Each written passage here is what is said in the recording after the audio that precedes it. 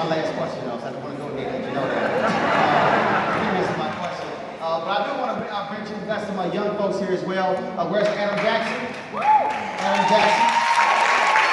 Trey Murphy. Tawanda Jones. Caleb Lake.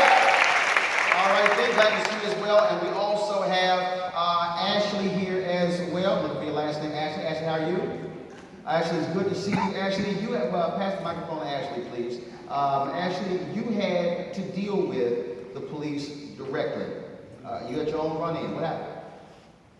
Basically, I need you to talk to it anyway. Okay. I had called the police after returning home from work because my home had been broken into. And the initial set of officers that came out were completely rude. They showed no empathy. It was basically, you live in Baltimore City, so what do you expect? I'm pointing out things that clearly weren't in my home when I left, and I was told, what do you want me to do? This isn't CSI. So naturally, knowing that I had just lost my police, I was upset. I called to file a complaint. The supervisor sent out another unit. They're excellent. About 20 minutes later, the young lady who I feel set me up is there. We're going back and forth, had words. The lab tech ends up calling the police. No knowledge to us. By the time the gentleman arrives, everything is calm, cool, collected. No loud talking, anything. I hear a loud bang on my door. Then he barges in. He does not identify himself. He walks straight through. He does not acknowledge me or my family.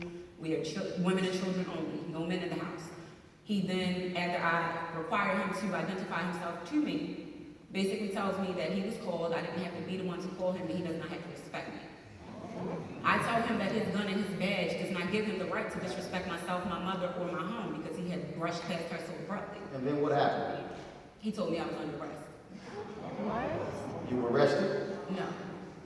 I put my hands behind my back, and he walked as if he was walking me to the door.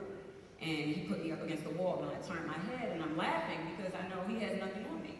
And I said, for what? And that's when he just started beating me. What? Did he beat you where? Everywhere. He threw me out from my apartment into the hallway, into which it wasn't just him. At that point, the second officer arrived, and he bum rushed me, so we all fell to the floor.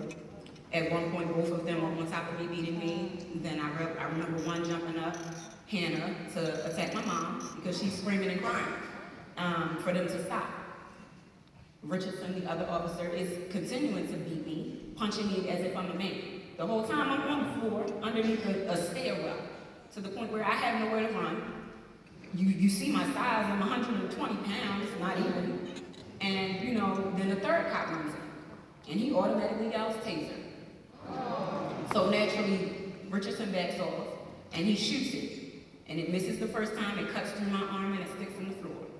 Second time, it's by the grace of the Most High, because I don't even know how it happened. I saw him aim it at my chest. The only thing I remember after that is having the cords wrapped around my hand and crawling away on my hands and knees. All I'm thinking is, they won't kill me today. The police I fear more than I fear any criminal or thug in the world.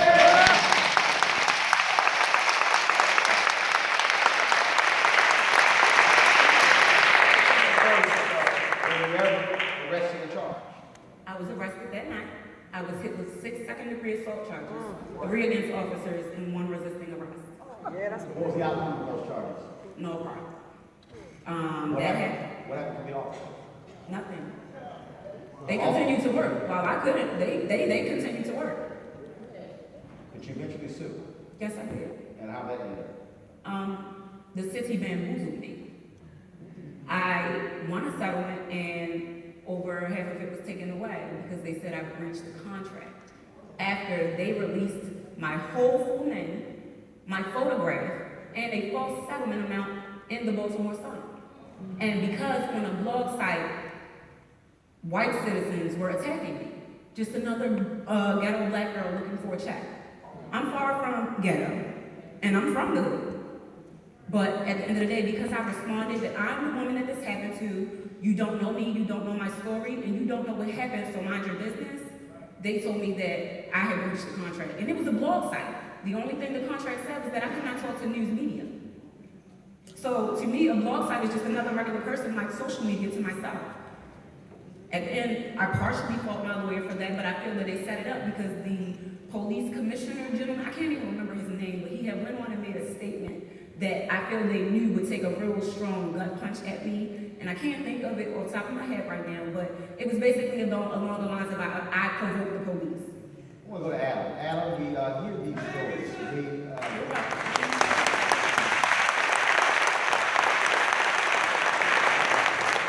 Adam, we hear these stories, and what often happens is some black folks, a lot of white folks, they'll say, yeah, we hear this stuff, but, you know, something had to happen.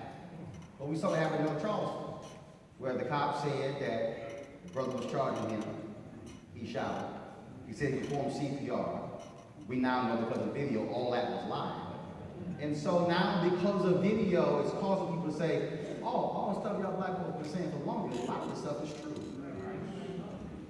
One thing that black people need to understand is that, or not just black folks, white folks in particular, is that, you know, we need to understand how racism, white supremacy, what it is and how it works. So racism is not about individual white people being mean to you or calling you names. Racism and white supremacy is Freddie Gray being killed in the back of a police van.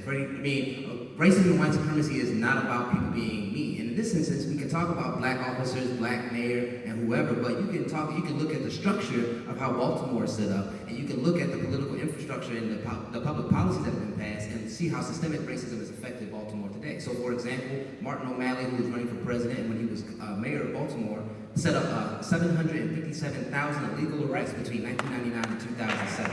And see, no one wants to talk about that, but that's systemic racism. And you can look at that and link that to Mayor Stephanie Rawlings-Blake and her current administration and her current political ineptitude. So the thing is with young people, because we haven't said the word, I know we're talking about youth and young adults and we're not being specific, but I represent the grassroots. I don't represent youth, I represent the grassroots. It's like, I'm only 27 years old, but the thing is, I think that young black people need to stop taking these easy answers and we need to organize amongst ourselves, and we all organize. But what we don't need, and I feel like a bunch of young people in this audience feel, we don't need rhetoric. What we need is resources, and what we need is support.